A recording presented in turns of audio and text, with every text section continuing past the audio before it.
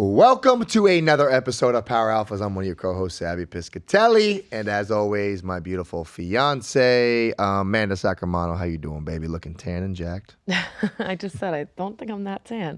What's up, everyone? Welcome to another episode. We're happy to be here. What's going on? Absolutely. It's getting hot. Oh, we're ready for New York. Oh my gosh, dude. It's like we went from the most beautiful April I could ever remember down here in South Florida to like literally... Today felt like August, middle of August today. It was disgusting. And like last night, we were all hanging out with a few friends, and it's like at nighttime. We were outside. Oh my gosh. I was just so not having it. Like it was sticky. It's just like there's no breeze. I'm not a fan of summers here. It's not even summer yet. It's not even heavy summer yet. Thing is, this is going to be our first summer in New York. And I think we're going to get to a point where we're going to get spoiled. Like we cannot be down here in the summer. For sure. We're going to be like, all right, every summer. Oh man. So today. What's on the agenda, baby girl? Today, we have a few topics that we want to dive into.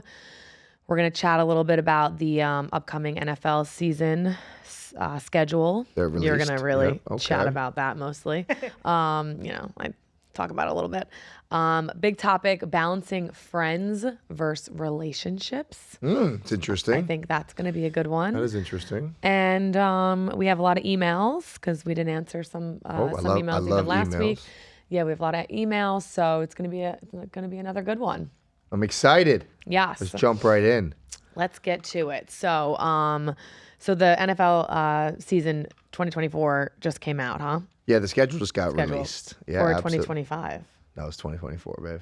Well, it's 24, 20. Yeah. Yeah, but it's kind of. It starts in 24. The playoffs starts in the year 25. But it goes to 2025. Yeah, Super Bowl's in 25. Right. Absolutely. True. Yeah, it's always an exciting time of the year because I think everybody looks at the matchups, they look at the good games, and I think the biggest stigma this year that everyone's talking about now is Tom Brady is the leading analyst for Fox. Ooh. So now I think everyone's looking, where's Tom Brady working this Sunday? And I think it's going to draw so much attention to the game of football, obviously. Tony Romo, in my opinion, is one of the best I've ever heard on the mic. And I am very, very anxious and curious to see how Tom Brady is. Are they going to be together, or he's taking a spot? No, Tom Brady works for Fox, and Tony Romo works for CBS, so they will never be together. No. Oh, okay. But it's like I said, Tony Romo is unbelievable because of his knowledge of the game, and when he does the broadcasting of the games, it's so fun to watch because he actually calls out the plays. He almost tells you what they should do in this scenario. It's interesting, and also it's like a lot of the players like when the schedule comes out because when I was playing, especially when I was playing in Tampa. You look at your away games because, in the NFL, you have 17 games and usually have 8 home, 8 away. And then I don't know how they even do the ninth now because when I was playing, it was only 16, I think. So it was 8 and 8. So usually you have, 9 home games or 9 away games or vice versa. So you always look on your away games of where your away games are in December because that is crucial on how cold it can be. Yeah. Honestly, like I remember I was playing in Tampa, like a couple of times the schedule comes out and you're like, all right, who's our away games in Tampa?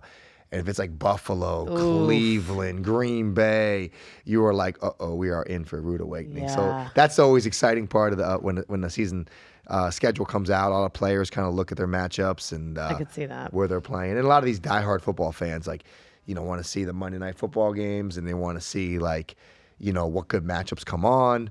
So it's always exciting, a lot of buzz around, and they do such a good job of just setting, really good matchups. They always got to have a good matchup every week. And but my whole intrigue, honestly, is Tom Brady. I want to see Tom Brady. I think he's opening up with Dallas. I forgot who they're playing, but I think Dallas Cowboys. But of course, the NFL, and they would do that because Dallas Cowboys like America's team, quote unquote. But America's team, but they haven't won a playoff game in I don't know how long. 30-something years. Yeah, it's rough. So it's kind of a shame how not good they are when it comes to crunch time. But yeah, I'm excited. That's cool. Speaking of not Tony Romo. Speaking of Tom Brady, that roast that we watched, was actually really funny.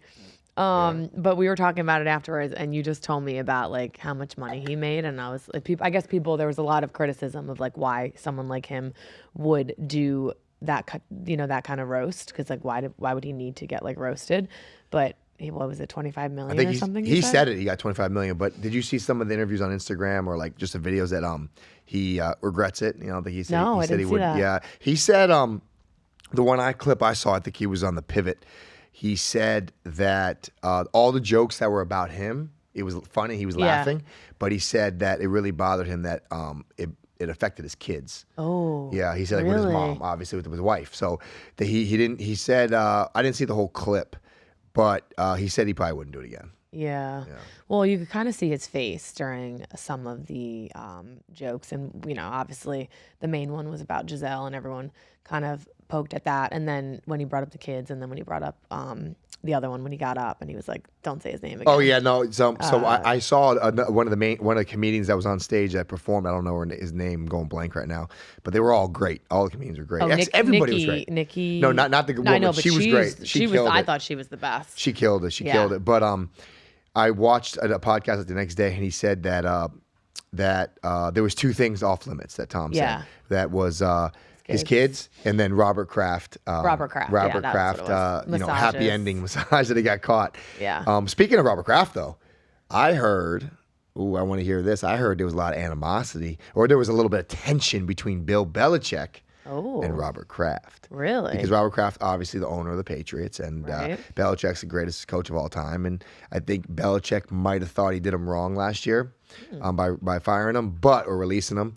So I heard that there was a little tension backstage, but I'm interested to see about that. I would actually wish I was there for that one. Yeah, it's a business. Like, it's not to go off topic for a second, but like, that is such a business, and it's disgusting because they don't care what you did yesterday. They don't care what you did last year. They don't care what you did 2 days ago. They care what you do right now, and if it's not good right now, you're gone. And the reality is, Bill Belichick, the greatest coach of all time, got you 6 Super Bowls, and he had a couple of down years, and they said it's time to move on. What do you mean it's time to move on? That's so messed up. And that's just the NFL, though. And that's like anything, though, it's too, like anything, across the board. It's like it's a performance-based world. Yeah, people don't want to remember the good. You can do 10 things good, and then the one bad thing, they remember the bad thing. That's the sad part about it, right? It's very sad. So, that's messed up. Yeah. But yeah, no, that was interesting. But yeah, you kind of have to like know what you're getting yourself into, even though when there's even stating limitations at like a roast. I just feel like I don't know. You got to be thick-skinned too during that. Yeah, I mean, I think anybody would do it for $25 million, but yeah. But although he probably doesn't need that $25 million. But I mean, whatever. Exactly. I guess. Yeah, I think he signed. What was it? Right? With Fox, like 10 years, $350 or something like that. Ben, pull that up. What was this Fox deal? I think you said Ben? The other day. Yeah, like I think it's like 10 years, $350 million. Yeah, so yeah, why would you? I mean, insane. Again, money's money. Right. No knocking it, but if you sure he's got a lot of $350 million, give somebody that. What was it? Let's see what Ben, our man over here, is checking it out for us. Ben. Come on, Ben with the stats. Let's see what we got. Google Tom Brady's Fox deal. I got it. Just gotta read where it's at. Tom Brady Fox contract. Yeah, $375 million over 10 years, or $37.5 million per year. Wow. Wow. It's a lot of money. But I mean, listen. Okay, $37 million to work on. He probably has to do maybe, I don't know. He'll probably do 20 games, 25 games. Well, he got $25 million to do nothing. So I think anybody would take it. I think anybody would take it regardless of how much money you got. Roast me. I'll take it. He did lose 30 in the crypto game, so why not? That's true. That was a big one too. Everyone kept bringing up. Yeah. All right. Next topic. I really want to dive into this because I think it's such a general topic for a lot of people, and you and I can relate as we've been in a relationship for now, over 5 years or however long it's been. And I think it's a good one. So balancing friends versus relationships. I think it's very important, no matter how long you've been dating someone or how serious the relationship is, that you have a good balance and that there's healthy boundaries. And what I mean about healthy boundaries is your partner should really understand that it's okay to do things without them. For instance, if I want to have a girls' night, you should be totally okay with me having a girls' night because you're confident, that, you're comfortable with me hanging out with my girlfriends, even if it's like just girls, like, it's just girls regardless. But I think the root of that is like communication. And I think we can relate with like little things that we've maybe been through in the past. And I think we do have a really great balance when it comes to that. We do hang out a lot, obviously. You're my best friend, you know. So we do hang out a lot, but I think we do have great balance. You obviously love to play golf, and we joke around about that a lot, but Sabby plays golf a lot. Sabby has like poker nights, which is whatever. Sometimes he has them at the house. They're outside. And I don't have a lot of friends down here. So if anyone wants to, I'm recruiting. No, I'm kidding.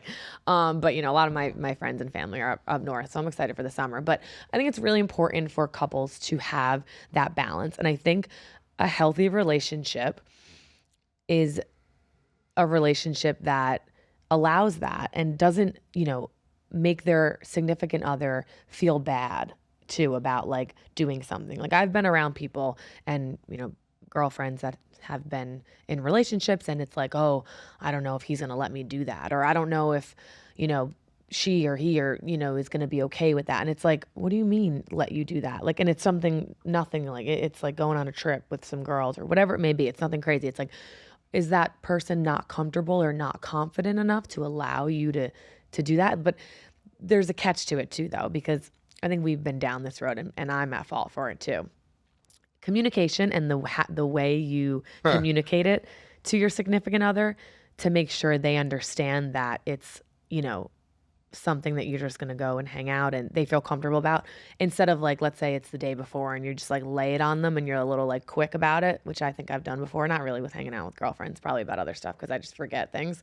But it's like, oh, by the way, I'm going with so-and-so. And then all of a sudden your antennas go up a little bit and you're like, whoa, why are you waiting until now to tell me, you know? The class, no. It actually just happened to us. So I think that's a big part of it. And I think that's where sometimes couples, you know, fall into that habit of like just laying it on them last minute. And then all of a sudden they're like, well, red flag. Like, why are you just telling me? When, if you give them enough time, let's say I have a girls trip coming up, my bachelorette, which we've been talking about for how long? I have my bachelorette coming up in September. And it's good to preface and make sure that your significant other understands, you know, what the plans are, what you're doing. They don't need to know everything, but like it's really good to know in ahead of time, right? Don't you agree? Absolutely. So let's say if I was to just let you know that the week before, a couple days before I was going on my bachelorette, like, would you a little bit be like, well, hold up, like you didn't tell me anything about this? No, I 100% agree with you with that concept. I think the lack of communication can cause tension. Right. But I think the transparency of the communication in a timely matter is very important. And like you said, everything you just said, I 100% agree with. The balance of friends and relationships. A relationship. Actually, funny thing you said that, I went back to high school. This is funny. In high school, I had a high school sweetheart. We dated my senior year. And obviously, you know, in high school, you go to school Monday through Friday, then you go out like Friday, Saturday.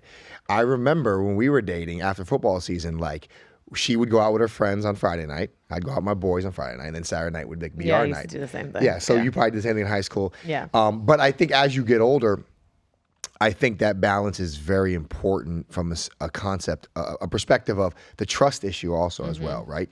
And it's something that it still allows you to continue your relationship with your friends, because we all have that person.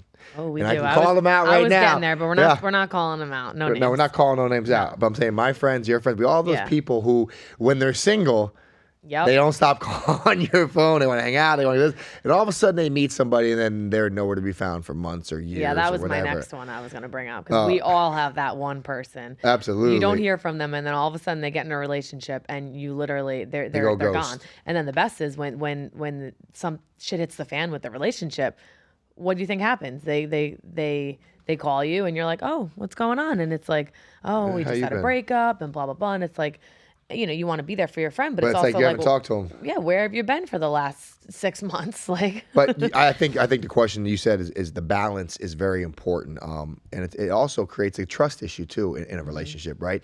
And I think if somebody feels trapped, a male or a female in a relationship where they're uncomfortable saying to their significant other, hey, I want to go hang out with my friends this Friday. We're going to go to the bar and watch a game. right? If they don't feel comfortable asking their girlfriend that, then the relationship's never going to last. Right. It's never going to be able to go to a point where the comfort and trust is there. And I think same thing on the female side too, is like, it's if she can't say, hey baby, we're going to go out with my girls on Friday night, like, you mind? Absolutely not. But I also do think it's important that you ask and communicate that person. With your clear communication. And make them feel like their answer is very important. Like, don't be like, hey, oh, by the way, I'm going Saturday night to the bar with my boys. Be like, hey, baby, do you think it's okay if I go to the bar tonight with my boys? Yeah. And of course you're going to say yes. Yeah. But at least you make them feel that they're involved in the decision. Right. I think a lot of females get involved, and even me, like he made a joke. Like, I think sometimes, like, if you just say something without, it's not like you're asking me for approval. You're more asking me for like my opinion of the situation. Right. No, I agree. And I think my problem sometimes is that I'm just like so la-ti-da sometimes, where it's like things like, I like to pre-plan stuff, but like I put stuff in my calendar, but I'm not a big like, okay, so I have this blah blah and this date, and like to sit down with you. So sometimes I forget to mention things to Sabby. So for instance, we could tell you guys a little story time. My brother and sister-in-law have a wedding in Italy in August, and my sister-in-law asked me to watch the kids with my mom for the week, and it's around Sabby's birthday. Now she asked me like probably around like a year out. It was probably like August of last year. So I put it in my calendar. I knew it was like around that time, whatever. I was like, yeah, no problem. I knew I was going to be like, figure it out. Like my mom was going to be there. So like, we'll do something for your birthday and then we'll go. We were out to dinner recently with our friends, Brittany and Frank, and Brittany is my sister-in-law's sister. So we're all really close. And I panicked and I got nervous that Brittany, so I didn't tell Sabby yet that I had to watch the kids. Back in New York. Back in New York, yeah. So we're going to be in New York for the summer, but we kind of had plans to come back down for August. So I'm going to go back up for a little bit at the end of the month. So Brittany brought it up, like something about maybe weddings, or I forgot what it was.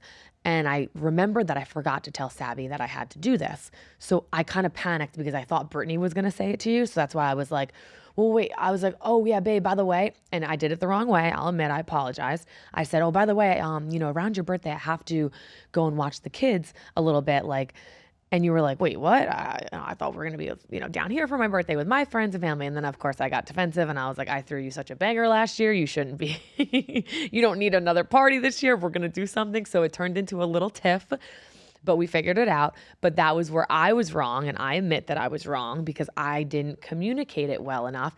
But I don't know why I do that sometimes. Like, I panic that someone else is going to bring it up, and then you're going to get even more mad because you're going to be like, well, Brittany told me about it. Like, why didn't you tell me about it? And it's so dumb. It's literally babysitting kids. It's not even anything that like he would ever care about. But so I apologize afterwards. But that I thought about when I was talking about this topic is it's a good example to use because that's where I was wrong. And there's times where you're maybe a little bit better in that realm of things. But we all have our faults, and I think I can improve in that. But I sometimes feel like it's whatever. Like, I'm always like, I'm going to figure it out. Like, no matter what it is, like, I'm going to do something for your birthday. I already told my mom, I said, Mom, I know I'm helping you with the kids. I said, but if you can make sure you're like off for Sabby's birthday because she has to work, so I'm going to have to help. So then I'll like fly in afterwards. Like, we fly to New York. Like, it's literally like a hop, skip, and a jump. It's so easy. So I was just like, it's no big deal. But you took it because we had that lack of communication there. You took it a little. Ben, you ready for my version of that? Uh-oh. See, I had to give him a little backstory. The best part about all that was she was like in her story, like, oh, she said casually, oh, by the way, I gotta go. No, she didn't say no, by the way, nothing, Ben. Okay, let's make that straight right now. We're sitting there waiting for our table, and I forgot, like you said, something came up about my birthday, and like she just says out of nowhere, she's like, yeah, I gotta be in New York for your birthday to watch the kids. No, well. And I was like, what'd you say? Like, didn't say, by the way, baby. It was like just thrown out there like my birthday was nothing. And I'm like, oh, babe, we had the plans to come back down for my birthday because we're going to be there the whole summer with your family. I'd rather be out with my First of all, family. we really didn't have any plans. I knew we were going to do something for your birthday. But guys, no, I threw him the biggest banger of his life for his 40th. So for his 41st, if we sit and have some Carvel cake at the dinner table, you going to be happy, boy. Nope, hell no. So anyway, my point of that, though, I wanted to tell. Yeah, what's your point of that? I wanted to tell that story because it's a good example, because at the end of this, I wanted to talk about like where we could improve, because we're not perfect, but I think we have a good balance. But I will say, I just think it's really important for couples to still have that balance. And to also, like, my other point is, like, I think sometimes maybe we feel bad like not inviting our significant other. Like, let's say a group of girls invite me to go out. All the friends I have down here, they invite me to go out, and I feel like, you know, like some girls like bring their significant others where it's like, it's not the place. Like, you just want to be with the girls, or like you guys, you just want to be with the guys. It's like me coming to play golf randomly with you and like the guys. Like, I just feel like there's a time and place for that. Like if it's a couple situation, no problem. But I just feel like when like you have that friend that like always has to bring his girlfriend or boyfriend around, it's like you're just a little bit like, have some space. Like, no, that I think the balance is the biggest component of having a great relationship, because, well, like you said, we all have the friend that brings their significant other. Do you think it's a trust issue in that group?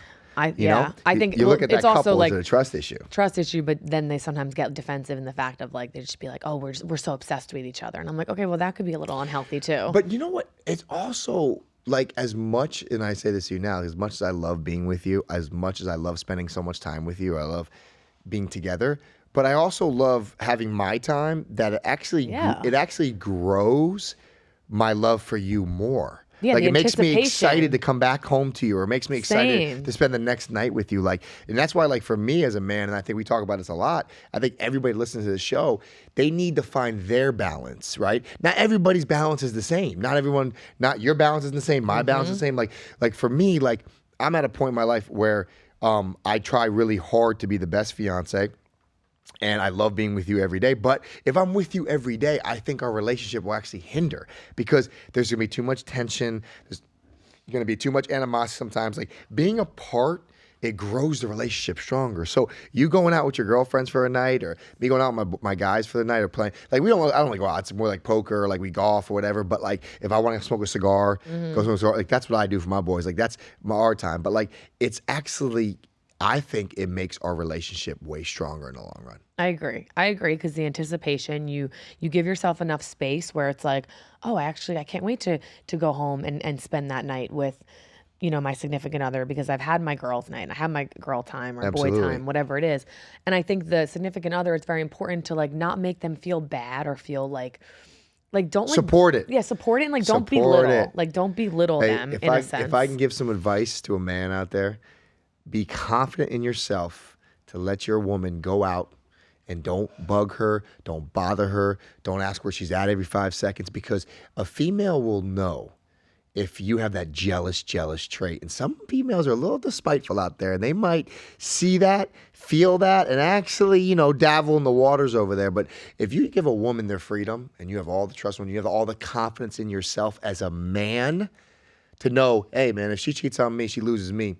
That's her loss, not mine. Yeah. So you have to have that mindset as a man, to have that kind of confidence, to give your woman that kind of freedom, because it will come back to you tenfold. That's what I've learned in my relationships, and that's what I've learned, you know, always focusing on being a better version of myself, because at the end of the day, if you try to control your woman, they don't like that. They'll see that, and actually some women are despiteful, and they'll actually go out and do something to despite that, because you said, oh, you can't do that. Oh, I don't want you on girls' night. So, oh, you know what? We're going on girls' night. Yeah, like, if someone's going to tell, like, I know my past relationships, like, maybe not specifically me, but what I've been around and my other friends, it's like, if someone's going to tell me that I can't do something, I'm going to be like, F you. Like, I can fucking do this. And then, you know, it's just. That's human nature, though. Men and no, women. it is. Men and women, for sure. And I think it's just very important to just have that trust. And I think knowing that they're out there, you know, having fun or whatever it may be, is only going to build your relationship and make your relationship stronger, because then you're going to have that independence. Everyone needs independence. You know, when one has to go, let's say, travel or something. Like, you don't want to be lost without your significant other. Like, No. you want to have your own hobbies, your own independence. So I just like this topic because I think it can, help others that maybe are in relationships. Us, everybody. Yeah, looking for a relationship, anything. And I think we're constantly growing and we're always evolving and trying to improve. So I know where I stand with, where I lack. And I think that's sometimes the communication of like just throwing it on you. What do you think yours is? And then we can move on. What is my what? Like, what do you think you could do better in this situation? You do a pretty good job, though, In I this will say. situation? Yeah. I could do a better job of. You're just so perfect. No, I mean, I think you're pretty good in this situation, I will say. I think for me, my biggest problem is my tone with you. Yeah. Is we know that. how I deliver something. So I need to really consciously work on communicating with you on a lower tone level. Yes. So if something for me, but I gotta be honest with you. I mean, I think our relationship is. You've never told me you don't want me to do something. I don't think I've ever told you you can't do something. And I think that comes in the trust issue. But you obviously like that also. But see, that's also too is like that is kind of developed over time too, right? Mm-hmm. The trust is developed over time. Oh, for sure. Yeah. So you have to kind of earn that person's trust. So I think we're at that obviously at that level we earn that trust. But yeah, no, I agree. You definitely. It's a tone thing, and it's like the aggressiveness over things where I'm just like, sometimes I'm like, okay, we're here. We don't need to be here. Yep. And you just, you get a little crazy, but it's kind of just, it's in your nature. I joke around with him sometimes. I'm like, I'm not one of your boys on the football field. Lower your voice.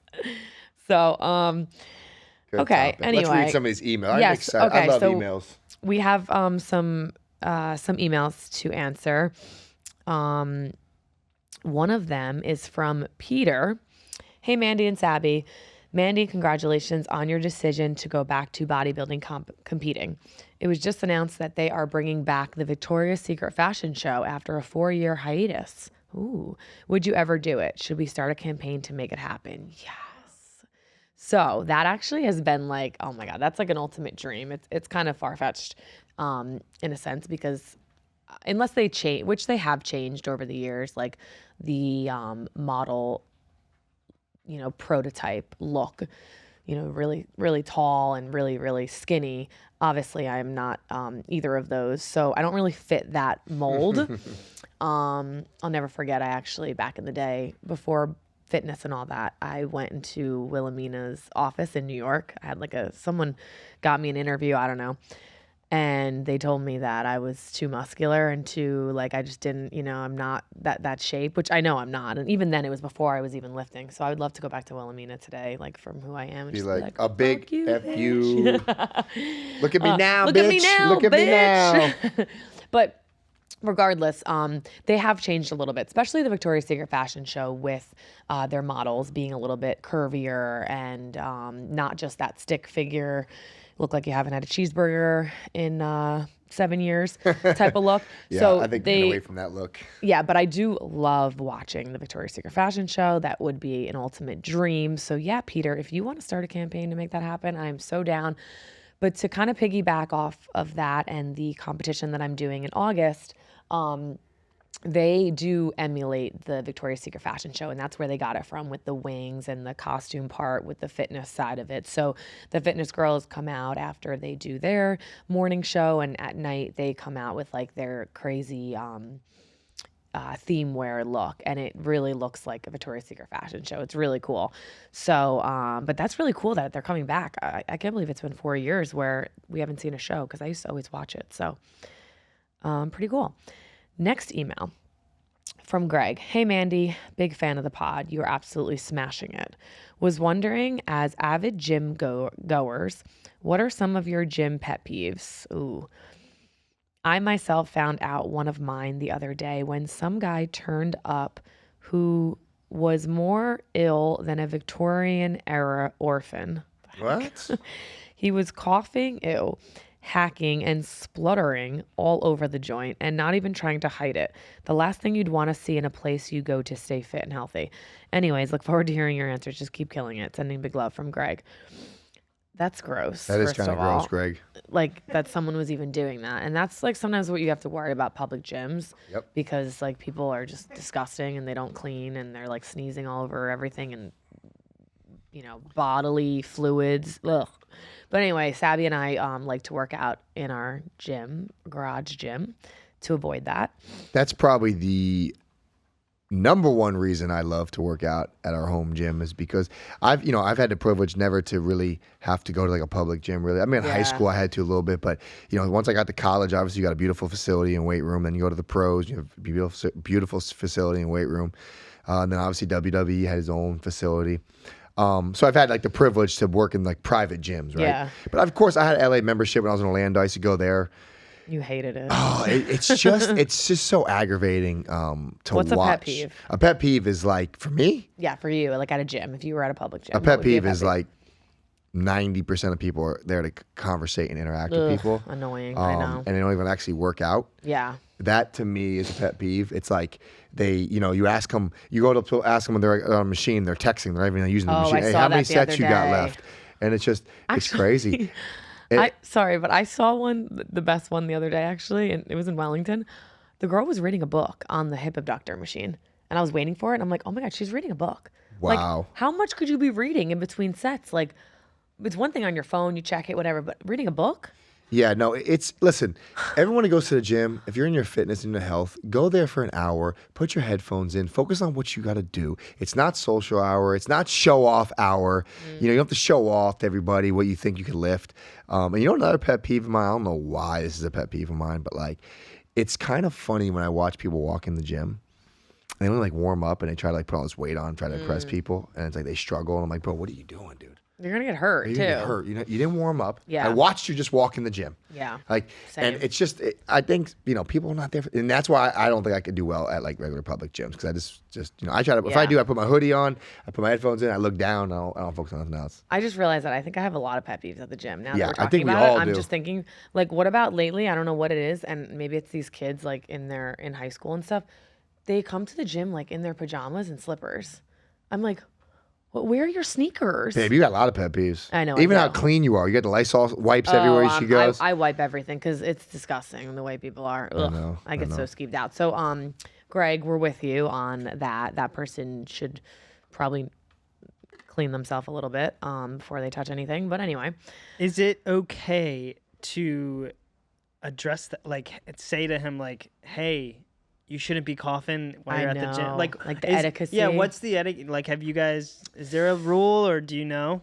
It's kind of one of those things where I feel like, I mean, someone's coughing. It's like, you don't really want to go up to them and be like, can you stop coughing? Like, I don't know. But like if someone didn't put their weights back, right? Oh, and you were like, hey, you know, we all go to the gym here. You mind just putting back your, you think that's the best way to do it? Or what would you think the best way to address someone that is not doing gym etiquette? Well, I think you should, especially if you're waiting for the machine and you see them walk away. I actually just saw it the other day, and it was an older lady with a younger guy, not with him. He was on the machine first, and she actually grabbed him and was like, "Are you done?" Like making sure he was done, and he said, "Yeah." She's like, "Are you gonna clean it?" Because she was like waiting, like standing right there. It was obvious she was waiting, so it's like you should really clean your machine, especially when someone's waiting for it. But I would definitely, like, if someone racks their weight and it's like a ton of weight and they don't take it off, I would say something. Re-rack your weight. This motherfucker does it in our garage gym sometimes. Oh, shit. Him and Tanya. And I'm like, you guys gonna take the weight off or what? You know, that's a good question. I think the problem is, though, it's such a good question, but the problem is, and I don't mean this disrespectfully, when you go to the gym, there's a lot of testosterone pumping. Mm-hmm. You know, people in the mirror and they're pre-workout, and they're you know, some Fights people might be in the zone. Exactly. So sometimes, like, even if you said respectfully, hey, my man, you gonna take your weights off? Or some people might take that the wrong way. That's what I was gonna ask. You know what I'm saying? No, that's why I'm asking. It's tough. It's a situation where someone might look at you and be like, yeah. Then it's like the controversy. Like, honestly, when I do, like, honestly, when we go to New York, we go to a public gym because we don't have a gym in the house. But to be honest with you, if I see someone do it, I just take it off myself and then I put my own weight on or whatever. It's almost not worth. It's not worth it, that because I think weight. it's and I'm a hothead, right? Like, I'm a hothead. And Mandy knows that. So for me, like, if I said something nice to somebody and they didn't give me a response that I thought was, respectful, oh, bro, I might take him by his head. Don't, then I'm going to get in trouble. There'd be a fight. But I don't want to get in trouble, right? And I know these guys go to the gym, they don't like pre-workout. Oh, I'm jacked. You're not, dude. It's like, stop, bro. You're stop. Like, and you know what? Like, and I think it's there's too much like testosterone at the gym. Per se, right? So I think it's just best to kind of keep your mouth shut. So that I do agree with that. Now that you say that, because from I think women it's different. Like I think I can go up to another woman and I mean she might want to maybe a cat fight might break she out. might be on testosterone too. Yeah, nowadays. Yeah, but that is a good point because like men can get a little hot headed and want to throw down and just get disrespectful. Absolutely. But so just proper etiquette. Just do what you know that you should be doing, and unrack your weights and clean your machines. Well, that's it on the questions for this one. Make sure you guys like and subscribe on YouTube so you get all the notifications for every episode. Drops on Mondays. We're also on Spotify and Apple Podcasts. My coffee table book is still available. The link is in my bio. We're also on OnlyFans TV, which I have a new vlog dropping very soon. And my next appearance is at War on the Shore at Martell's Tiki Bar in Point Pleasant, July 16th. It's actually a Wednesday, I think.